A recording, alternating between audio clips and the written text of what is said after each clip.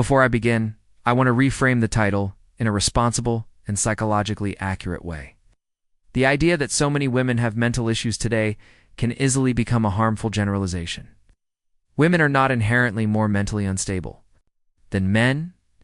What we are actually observing in modern society is a complex intersection of biological sensitivity, social pressure, cultural expectations, trauma exposure, and increasing awareness of mental health. When people say women have more mental issues, what they often mean is that women report higher levels of anxiety, depression, burnout, emotional overwhelm, and stress-related disorders. And that observation deserves thoughtful, scientific exploration, not blame. Mental health struggles do not develop in a vacuum.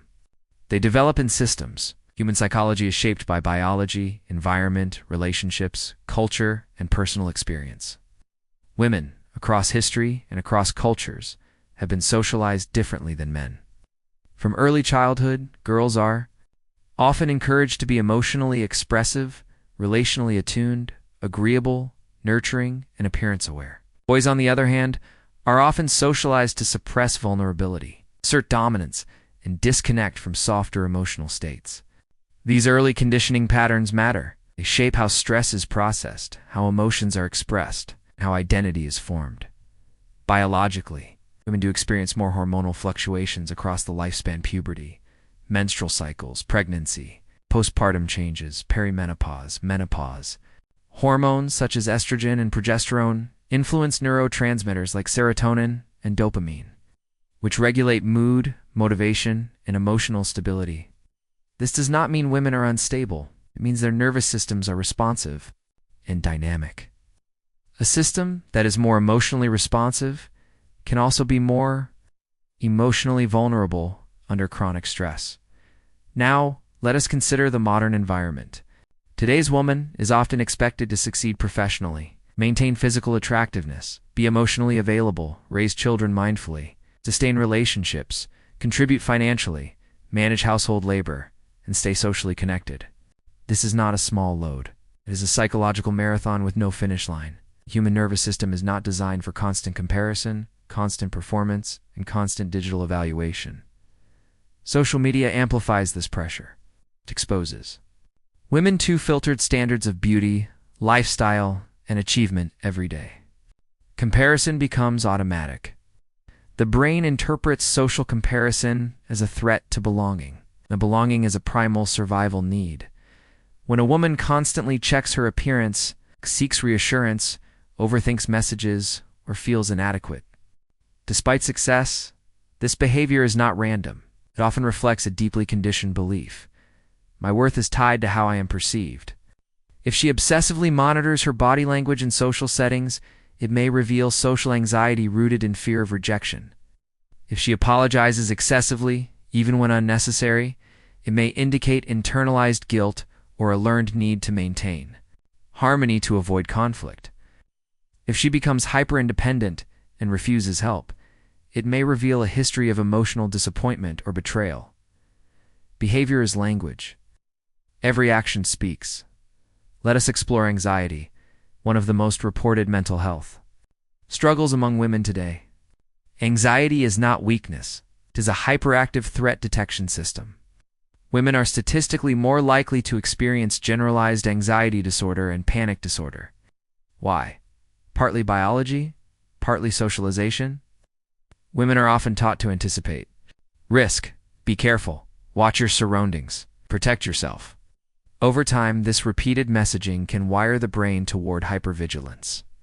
When a woman scans a room upon entering, notices tone shifts in conversation, or reads between lines constantly, she may be operating from a nervous system trained to detect subtle danger cues. If she does not do this, she appears relaxed. And unbothered, it may indicate secure attachment and a nervous system that has experienced safety consistently. Depression presents differently. In women, it often includes rumination. Rumination is repetitive thinking about problems without resolution. If a woman replays conversations, analyzes what she should have said, or assumes negative intent from others, this may reflect cognitive patterns shaped by self-criticism. On the other hand, If she rarely reflects and avoids emotional processing entirely, that could indicate emotional suppression or dissociation. Both extremes tell us something. One suggests overengagement with internal distress. The other suggests disconnection from it. Another crucial factor is trauma. Globally, women experience higher rates of certain forms of trauma, including sexual harassment, assault, and relational abuse. Trauma reshapes the brain. The amygdala becomes more reactive. The prefrontal cortex may struggle to regulate fear responses. A woman who startles easily, avoids certain environments, distrusts quickly, or struggles with intimacy may not be dramatic. She may be trauma-adapted. Conversely, a woman who ignores red flags repeatedly and tolerates harmful relationships may also be trauma-conditioned, especially if chaos feels familiar. Modern dating dynamics add another psychological layer. In a world of swipe culture and instant messaging, attachment systems are constantly activated. If a woman becomes anxious when a partner delays responding, it may reflect anxious attachment, a fear of abandonment rooted in early relational inconsistency. If she emotionally detaches quickly and avoids vulnerability, it may reflect avoidant attachment, often developed from caregivers who were emotionally unavailable. When she oscillates between craving closeness and pushing it away, this internal conflict can create profound mental strain. Perfectionism is another silent contributor. Many women internalize the belief that they must excel in all roles simultaneously. If she works late to prove competence, spends excessive time refining small details, or struggles to delegate, this may reveal fear of being perceived as inadequate. If she procrastinates instead, it may not be laziness. It may be fear of failing high standards. Both overachievement and avoidance can stem from the same root: conditional self-worth. Let us also talk about emotional labor. Emotional labor refers to managing not only one's own emotions, but the emotional climate of others. Many women are socially trained to monitor how everyone feels in a room. If conflict arises, they may rush to repair it. If someone is upset, they feel responsible for soothing them. Over time, this chronic outward focus can lead to emotional exhaustion. Burnout then appears as irritability, numbness, or withdrawal. If a woman stops responding to emotional demands and appears cold, it may not indicate a lack of care. It may signal depletion. There is also the paradox of empowerment. Today's women are told they can be anything. While empowering, this message can also be overwhelming. Infinite options create decision fatigue. Career choices, lifestyle choices, reproductive choices all come with high stakes and societal commentary. When decisions feel irreversible and highly judged, anxiety increases. A woman hesitating to make life decisions may not lack ambition. She may be navigating pressure to choose perfectly. Body image struggles remain deeply rooted. The female body has historically been objectified and publicly evaluated. When a woman avoids mirrors, restricts food, or constantly adjusts clothing, it may reflect internalized shame. If she obsessively posts curated images online, it may reflect a need for external validation. If she rejects beauty standards entirely and presents in a way that defies them, this can reflect empowerment or a defensive rejection to protect against evaluation. Context matters. Psychologists look at patterns over time, not isolated behaviors. Social comparison has intensified in the digital era. The brain does not differentiate well between real-life comparison and digital comparison. Seeing others' achievements triggers the same neural circuitry as in-person social ranking. Chronic comparison can produce feelings of inadequacy, even in objectively successful individuals. If a woman frequently deletes posts that do not receive enough engagement, it may reveal reliance on external metrics for self-worth. If she disengages from social media entirely, it may indicate boundary setting or social withdrawal due to overwhelm. Motherhood introduces another dimension. Postpartum depression and anxiety are influenced by hormonal shifts. Sleep deprivation, identity changes, and societal pressure to feel instant joy. When a new mother expresses sadness, guilt, or intrusive thoughts, She may fear judgment and therefore remain silent. Silence intensifies distress. If she appears overly cheerful and insists everything is perfect, psychologists consider whether she is suppressing negative emotions due to shame. Workplace dynamics also impact mental health. Women often navigate subtle biases being interrupted, underestimated or evaluated differently for assertiveness. When a woman hesitates to speak up, it may not be lack of ideas but fear of social backlash. If she becomes overly assertive, she may be compensating for anticipated dismissal. Chronic microstressors accumulate. Body stores stress and muscle tension, digestive issues, headaches. Mental strain becomes physical. Now, let us explore what happens internally when these pressures remain unprocessed. Chronic stress elevates. Cortisol. Prolonged cortisol elevation affects sleep, immune function, mood regulation, and cognitive clarity. Sleep disruption alone increases risk of anxiety and depression. Many women sacrifice rest to meet responsibilities. Over time, the brain loses resilience. Emotional reactions intensify. Small triggers feel overwhelming. Decision-making becomes impaired because the prefrontal cortex is exhausted.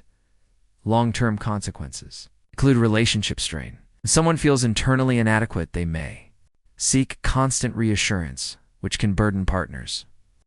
Alternatively, they may withdraw emotionally, creating distance. Self-esteem becomes fragile, swinging between self-doubt and overcompensation. Productivity suffers when mental bandwidth is consumed by rumination. Creativity declines when the nervous system remains in survival mode. Psychologists analyze these behaviors through multiple lenses. We observe patterns rather than isolated incidents. We assess attachment history, trauma exposure, cognitive distortions, hormonal influences, sleep patterns, relational dynamics. We listen for language patterns. Does the person use absolutes, like always and never? Do they personalize neutral events?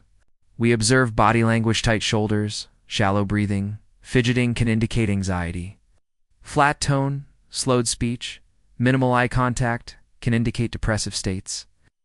We examine avoidance behaviors. Avoidance temporarily reduces anxiety, but reinforces fear long-term. We also assess protective factors. Does she have supportive relationships? Does she practice emotional regulation skills? Does she engage in activities that restore her? Mental health struggles do not define a person. They reflect adaptation to stressors. The brain adapts to survive. Sometimes those adaptations later become maladaptive in safer environments. It is also critical to note that women are statistically more likely to seek therapy and report symptoms. This does not necessarily mean they suffer more than men. It may mean they are more willing to acknowledge distress. Many men suppress emotional pain, which then manifests as anger, substance use, or risk-taking behaviors. Different expression does not mean different depth of pain. So when we ask why so many women appear to struggle mentally today, we must answer with nuance. We are witnessing the collision of biological sensitivity, historical inequality, modern hyperexposure, performance pressure, relational expectations, and increased mental health awareness. We are also witnessing the courage to speak about anxiety, depression, trauma, burnout. The path forward is not blame. It is systemic change and individual empowerment. Teaching emotional regulation early, redefining worth beyond productivity and appearance, encouraging rest without guilt, creating workplaces that value balance, challenging unrealistic beauty standards, promoting secure attachment through conscious parenting, supporting trauma-informed care. When a woman cries easily, it may reflect emotional accessibility. When she sets boundaries firmly, it may reflect healing. When she says, "I'm overwhelmed," it reflects awareness. When she asks for help, it reflects strength. And when she chooses silence, we must ask whether she feels safe enough to speak. Mental health is not a character flaw. It is a reflection of the environments we build and the expectations we impose. The question is not why women have mental issues. The deeper question is, what conditions are we creating that strain the human nervous system, particularly for those socialized to carry invisible loads? As a psychologist and human behavior analyst, I can say with certainty that women are not breaking, they are responding. They're responding to pressure, to trauma, to comparison, to expectation, to rapid social change. The solution is compassion. Combined with evidence-based tools, cognitive restructuring to challenge distorted beliefs, somatic practices to regulate the nervous system, secure relationships to heal attachment wounds, purpose-driven living to anchor identity beyond external validation. When we understand the psychology beneath behavior, judgment dissolves. In its place, we find clarity. And with clarity, we can build resilience, not by denying struggle, but by addressing its roots.